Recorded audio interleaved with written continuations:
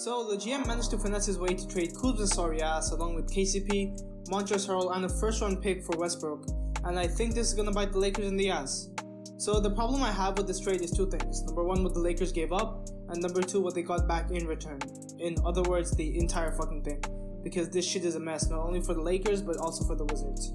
I'll start off with why I don't like this deal for the Wizards first. So rumors have been floating around that their franchise player Bradley Beal is unhappy with the organization, which completely makes sense since the Wizards has been surrounding him with mostly dogs for the past few seasons. Now, last season they finally got a legitimate star around him, and did it work out? Not really. You made the playoffs, but didn't do much. But you could have used Russell Westbrook and the season-ending injury of Thomas Bryant, as well as Davis Bertans missing some games, as leverage to try to persuade Beal to stay for at least one more season while you try to get a third star on the team. And worst case scenario, if shit doesn't work out, well, you get a good draft pick, and you can trade Westbrook and Beal the next season anyways. Now on to the Lakers. Last season they were 21st in the league in 3-point shot percentage as they shot 35.5% from the 3, which is really bad for a contending team in the modern NBA. For some reference, other teams who shot in that percentage range was the Grizzlies at 35.6%, the Wizards at 35.1%, and the Pistons at 35.1%. In the trade, the Lakers gave up Kuzma, who, yes, wasn't the greatest, but only seemed worse than what he was because, first of all, the internet memes, them shits were hilarious, and more importantly, the high expectations he set up for himself after his strong rookie year, combined with the fact that the Lakers chose to keep him over Ingram, now an all-star, and a really young promising guard in Lonzo Ball in the AD trade. In reality though, Kuzma wasn't that ass. He filled an important role for the Lakers as a shooter. He took the most threes in the team at 380 shots and made 36.1% of them, the 8th highest in the team. In fact, the only other person who took around the same amount of shots as him is the next person in the trade who I think the Lakers will miss the most, KCP. KCP took 293 threes, the second most in the team, and made 41% of them, the highest in the team. However, that's not all KCP brings to the team.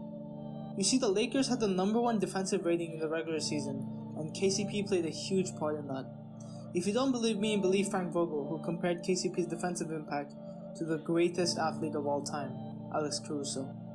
But all jokes aside, he is a great defender who even racked up 1 Defensive Player of the Year vote and complements LeBron and AD's game perfectly. He is an ideal 3-and-D guard. Now for all that and some other not so major pieces, the Lakers are getting back Russell Westbrook. Why? Some Lakers and almost all Westbrook fans are gonna be pissed, but do you think I give a fuck? No! What does Westbrook bring to this team? He's not known for his defense, though credit where it's due is not bad at all. But his shooting and his shot-taking IQ is notoriously ass.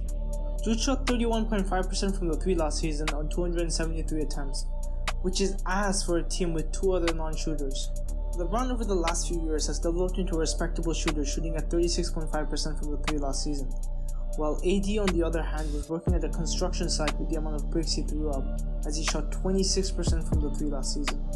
Westbrook is a great rebounder for a guard, but why the hell should I be expecting my guard to rebound? The one thing that Westbrook can deliver for the Lakers though is playmaking, especially at times when LeBron is not on the floor. Last season the Lakers ranked 15th in assists per game, and Westbrook can undoubtedly change that for the better, because he is a great playmaker. But my worry is more the starting lineups and the late game situations. How is Westbrook, AD and LeBron all gonna be in the court at the same time? It won't work. LeBron and Westbrook are both ball dominant players. Out of those two, who's gonna have the ball in their hand and who's gonna spot up? Because neither are ideal. The problem mainly lies in the fact that Westbrook and LeBron's weaknesses are similar. The other player traded was Montrezl Harrell, which is acceptable especially if you're bringing in Dwight Howard, but giving up that much shooting and defense doesn't make sense for some playmaking, especially if there are other role playmakers out there who you could have traded for cheaper, who are better shooters and or defenders than Westbrook. I'm not saying that they're individually better players, but that they fit the needs of the Lakers better. That's it. If you disagree, I get that, each to their own opinion, but come back to this video when the shit flops and or when Westbrook gets traded. But yeah, do the like and subscribe thing.